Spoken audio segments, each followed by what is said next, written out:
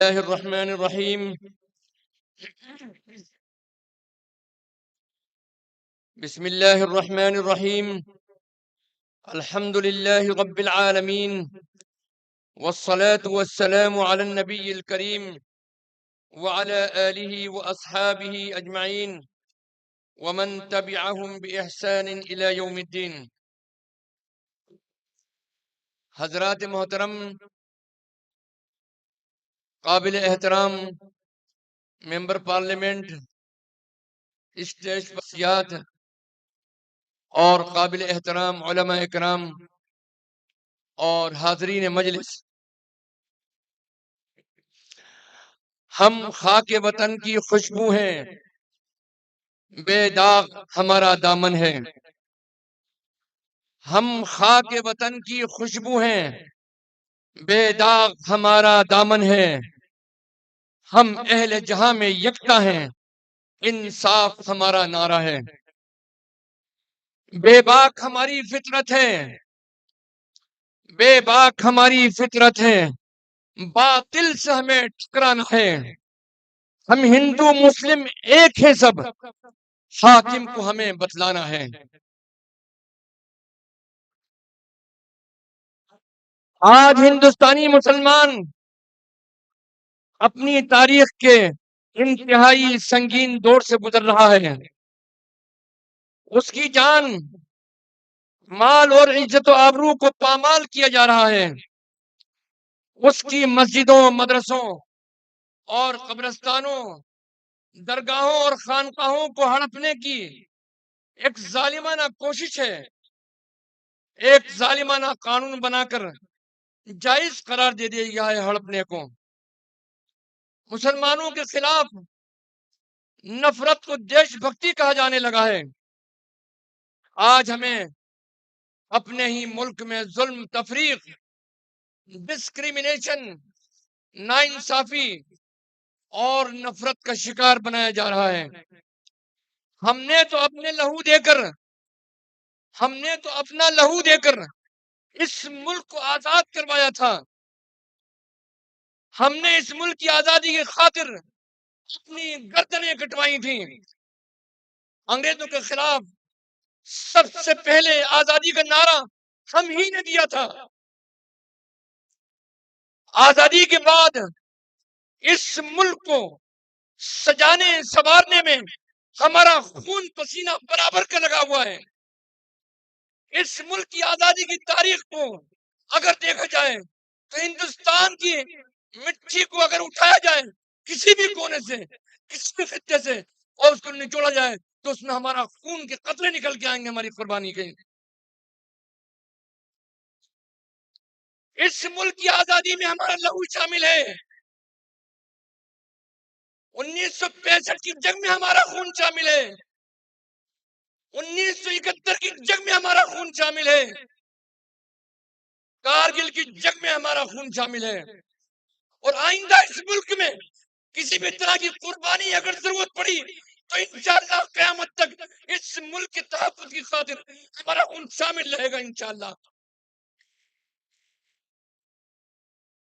اس ملک کی تقسیم کے وقت جب ہم مسلمانوں کو اختیار دیا گیا کہ مذہب کے نام اور نفرت کی بنیاد پر بننے والے ملک میں جانا ہے یا اس ہندوستان میں رہنا ہے، تو ہم نے یہ فیصلہ کیا تھا کہ ہمیں اسی ملک ہندوستان میں رہنا ہے. ہم کو اسی ملک میں رہیں گے، اسی ملک میں دفن ہوں گے، اسی ملک میں بھی رہ کر ہم اپنے حق و انصاف کے ساتھ میں رہیں گے.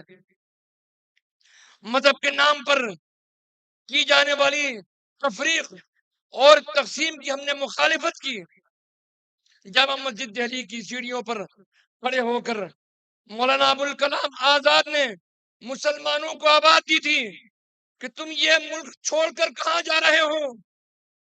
اس ملک میں تمہاری مسجدیں ہیں، تمہارے آبا و اجداد کی قبریں ہیں، تمہارے بزرگوں کی خانقاہیں ہیں، اولیاء اللہ کی مزاریں ہیں اور جگہیں ہیں. ان کو چھوڑ کر تم کہاں جا رہے ہو؟ مسلمانوں، آزاد ہندوستان کے پہلے وزیر تعلیم مولانا ابوالکلام آزاد کی صدا پر لبیک کہتے ہوئے اپنے اپنے اپنے سروں کو اس زمین پر سرزمین پر رکھ دیا اور فیصلہ کیا کہ ہم اسی ملک میں اپنی مکمل تہذیبی آزادی کے ساتھ میں رہیں گے۔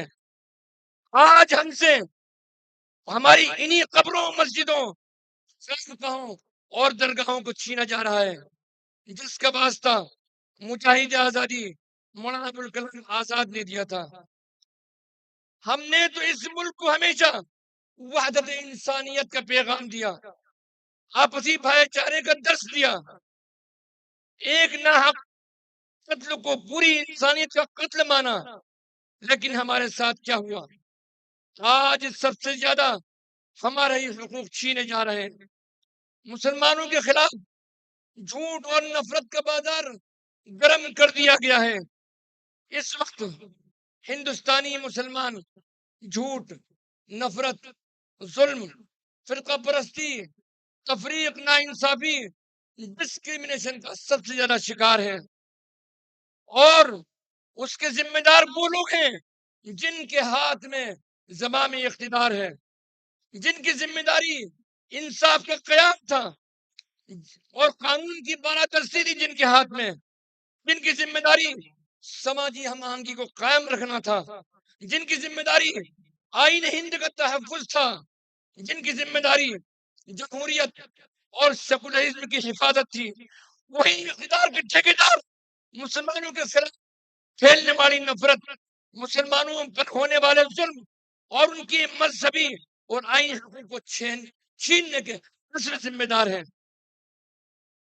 میرے عزیزوں اور دوستوں، لیکن حالات کتنے بھی سنگین ہو جائیں، مشکلات کتنی بھی بڑھ جائیں، ہمیں مایوس نہیں ہونا ہے، ہمیں گھبرانا نہیں ہے، کیونکہ ایمان مایوسی، ایمان بزدلی کبھی ایک ساتھ جمع نہیں ہو سکتے۔ اس سے پہلے بھی مسلمانوں پر سخت حالات آئے اور آئندہ بھی آ سکتے ہیں۔ ہمیں اپنے حقوق کے لیے صبر اور استقامت اور حوصلے کے ساتھ اپنی جدوجہد کو جاری رکھنا ہے اور ہمیشہ ثابت قدم رہنا ہے۔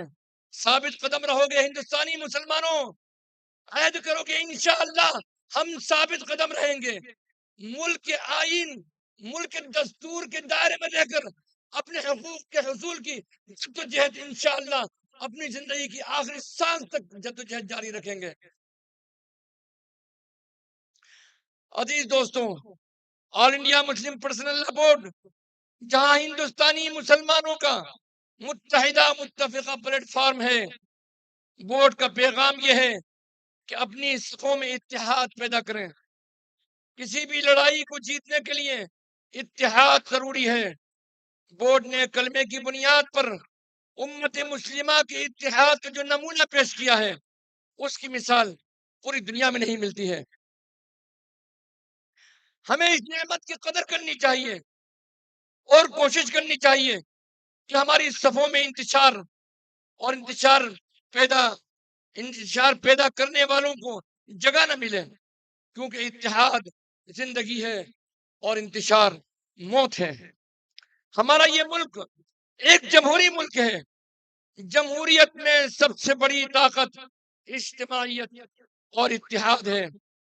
اگر ہم متحد نہ ہوئے اور ہماری آواز گروہوں اور فرقوں میں تقسیم ہوتی رہی تو نہ تو ہمارا کوئی وزن رہے گا، نہ ہماری طاقت اور قوت کو کوئی تسلیم کرے گا۔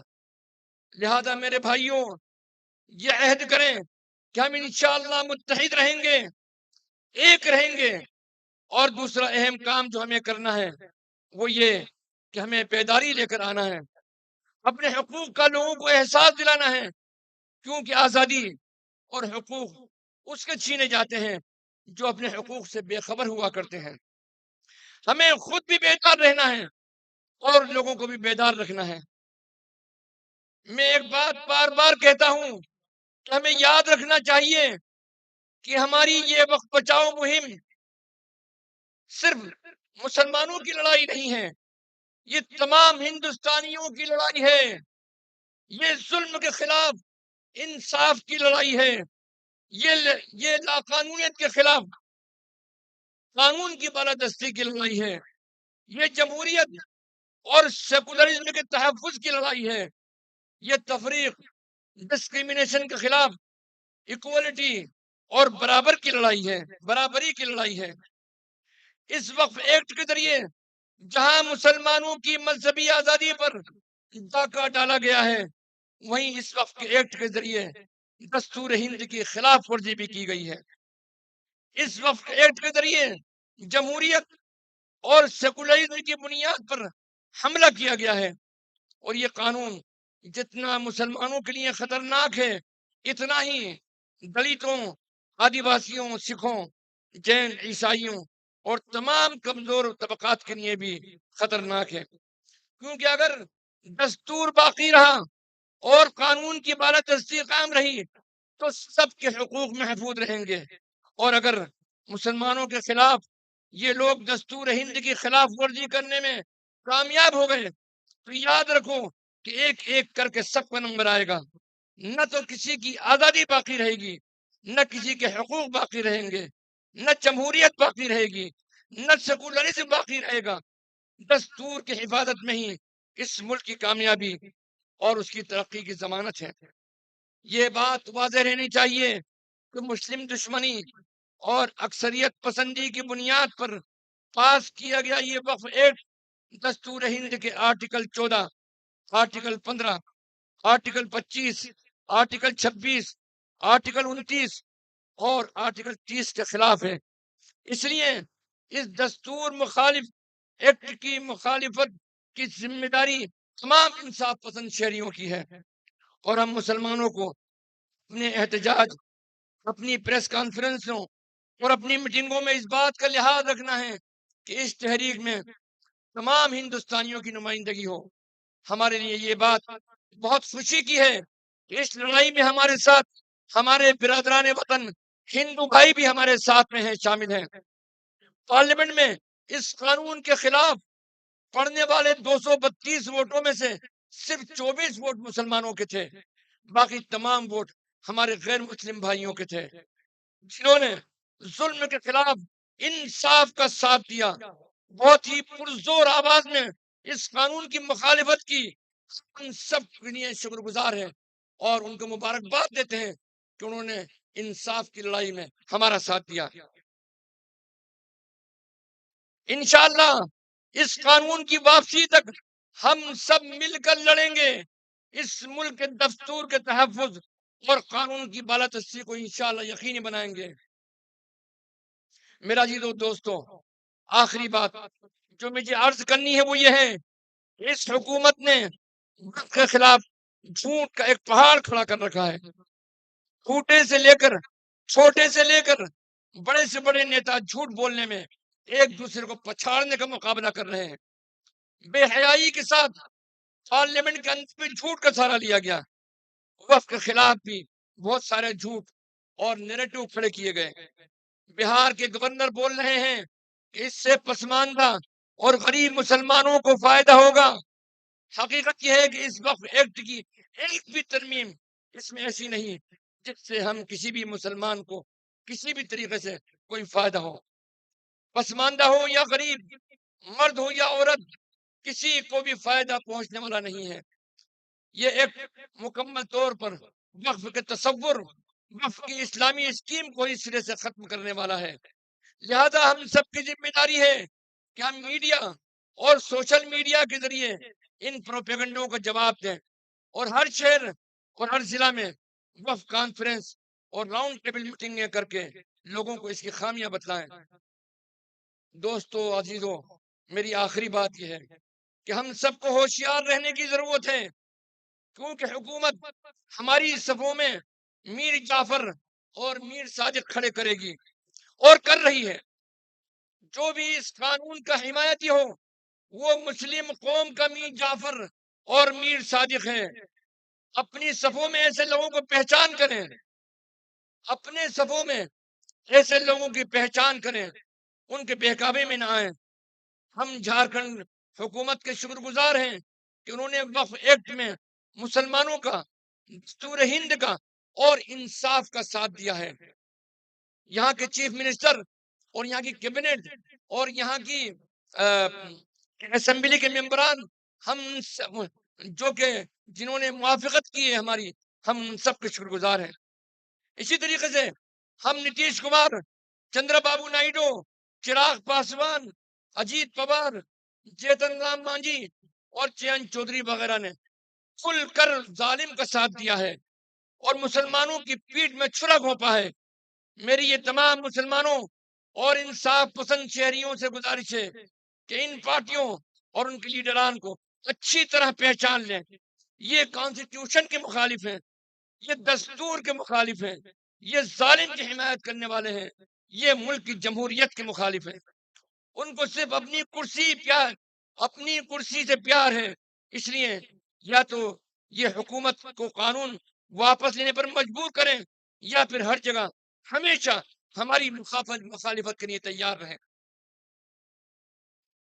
ظالم کو جو نہ روکے وہ شامل ہے ظلم میں، ظالم کو جو نہ روکے وہ ظالم ہے، وہ شامل ہے ظلم میں، قاتل کو جو نہ ٹوکے وہ قاتل کے ساتھ ہے۔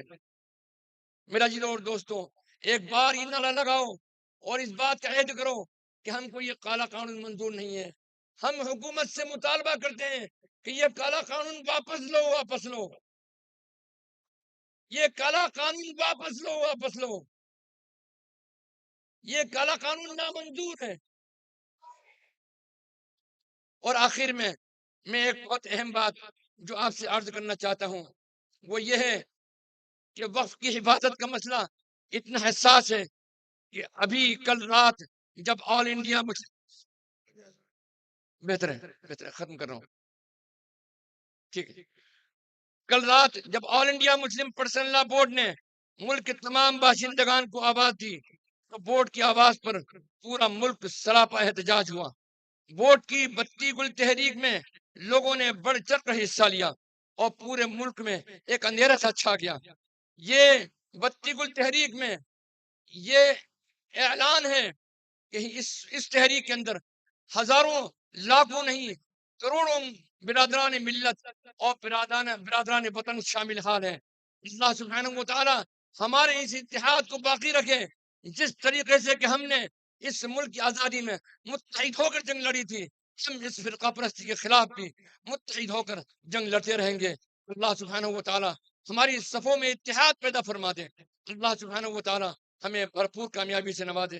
اسی طریقے سے میں خصوصیت کے ساتھ میں ہمارے ریاض شریف صاحب جو اس کارواں کے سربراہ ہیں ایک طریقے سے، اور اس پروگرام کے نہ صرف کنوینر بلکہ اس مجلس کے روح رواں ہیں، ہم ان کی ٹیم کے شکر گزار ہیں کہ اللہ سبحانہ و تعالیٰ نے ان کو یہ توفیق عطا فرمائی کہ انہوں نے رانچی سے پہلے یہاں پروگرام کر کے دکھا دیا۔ اب یہ رانچی والوں کی ذمہ داری ہے کہ وہ آئیں اور قدم کو آگے بڑھائیں۔ اس پورے صوبے کے اندر رانچی کے ذمہ داروں سے اور اس صوبے کے ذمہ داروں سے میں یہ عرض کرنا چاہوں گا کہ اس تحریک کو مضبوط کریں، مضبوط بنائیں۔ اللہ سبحانہ و تعالی ہمیں اور آپ کو بھرپور کامیابی عطا فرمائے۔ وآخر دعوانا ان الحمدللہ رب العالمین۔